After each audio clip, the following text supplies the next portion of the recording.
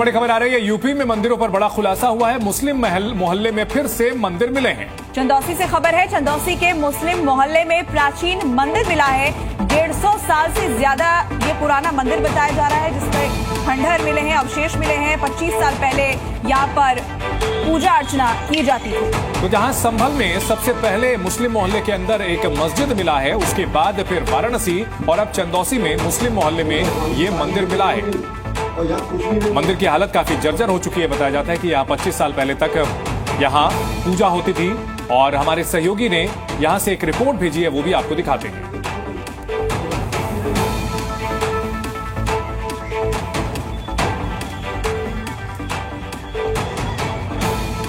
जी news पर exclusive तस्वीरें हम आपको दिखा रहे हैं। मुस्लिम मोहल्ले में यह मंदिर मिला है। चंदौसी के अंदर खंडहर की दीवारों से वहां की सच्चाई सामने आई है।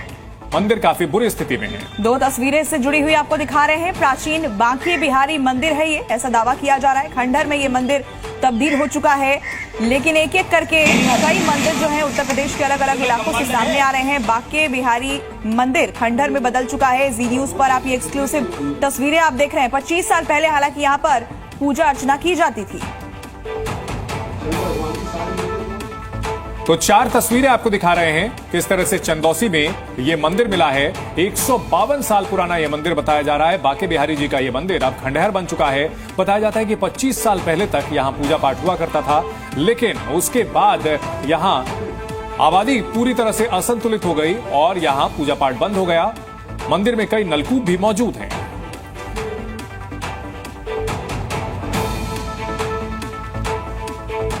संभल में शिव मंदिर की खोज के बाद अब सवाल उठने लगे हैं, उत्तर प्रदेश में ऐसे कितने मुस्लिम मोहल्ले हैं जहां मंदिर हैं और मंदिर मिलने का सिलसिला भी शुरू हो चुका है। आज हम आपको ऐसे ही खंडहर में तब्दील मंदिर लेकर चलते हैं, जहां से 25 साल पहले भजन कीर्तन और पूजा पाठ की गूंज हुआ करती थी।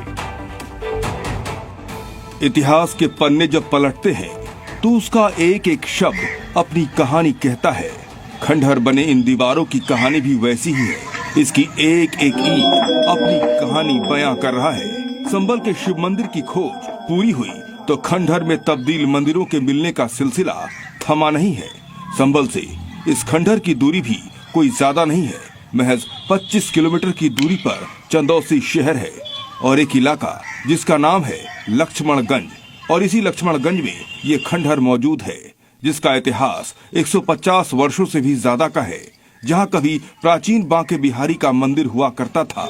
25 साल पहले तक यहां भजन कीर्तन और पूजा पाठ होती थी, क्योंकि ये हिंदू बहुल्य इलाका था और इसकी पुष्टि मंदिर के केयरटेकर ने की। यहाँ पर आबादी मुस्लिम आबादी फैल गई। मुस्लिम आबादी तो शाम को यहाँ पर एक सेवादार रहते थे, उनकी रात में लोग हत्या कर गए, जिनका कुछ पता ही नहीं लगा क्या हुआ। अच्छा, ये जो यहाँ पर देव प्रतिमाएं थी, मूर्तियां थी, ये सब कहाँ गए? यहाँ पर ये सब दुष्ट लोग तोड़ गए। 150 वर्षों से ज्यादा पुराने प्राचीन बांके बिहारी मंदिर आज खंडहर में तब्दील हो चुका है, लेकिन मंदिर परिसर में आज भी विशाल पीपल का वृक्ष मौजूद है। कूप और जल मौजूद है जो मंदिर होने की गवाही देते हैं। तो इलाके में रहने वाले एक मुस्लिम बुजुर्ग भी इसकी पुष्टि करते हैं। यहाँ पहले कहीं पूजा पाठ वगैरह होता था? पहले हाँ, पहले होता था। कब से बंद हुई है? 60-70 साल से पहले से होता है। अब के बहुत दिनों से अब बंद हो गया। हाँ, 10 साल से बंद है। इस इलाके की डेमोग्राफी इतनी बदल गई कि हिंदू पलायन कर गए और पूरे इलाके में मुस्लिम बसे हुए हैं। लेकिन सवाल ये है कि पिछले कुछ सालों में ही इस इलाके की डेमोग्राफी कैसे बदल गई।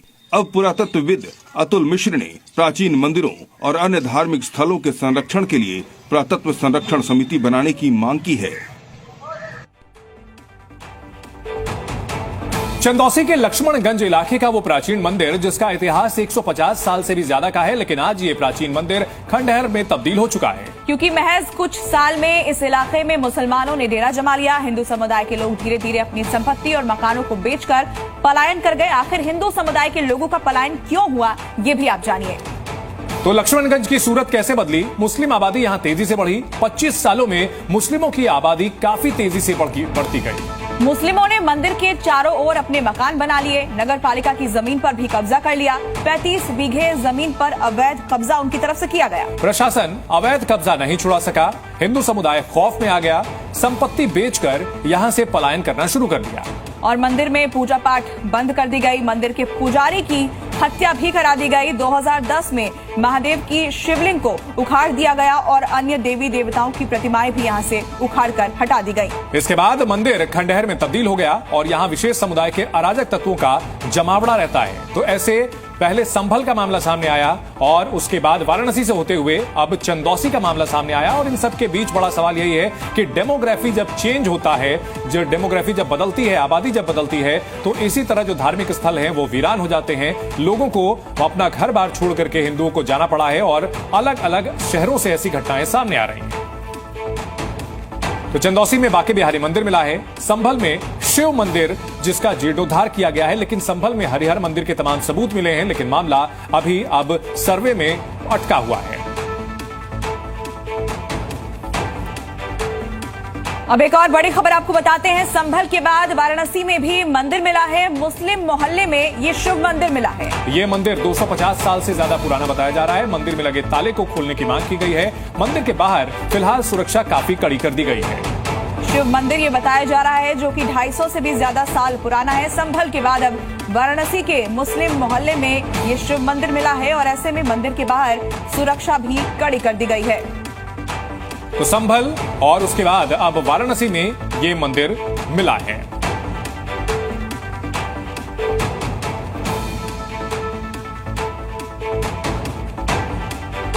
तो संभल के बाद वाराणसी के मुस्लिम मोहल्ला मदनपुरा में एक प्राचीन शिव मंदिर मिला है और दावा किया जा रहा है कि 250 साल पुराने इस मंदिर को बंद कर दिया गया था और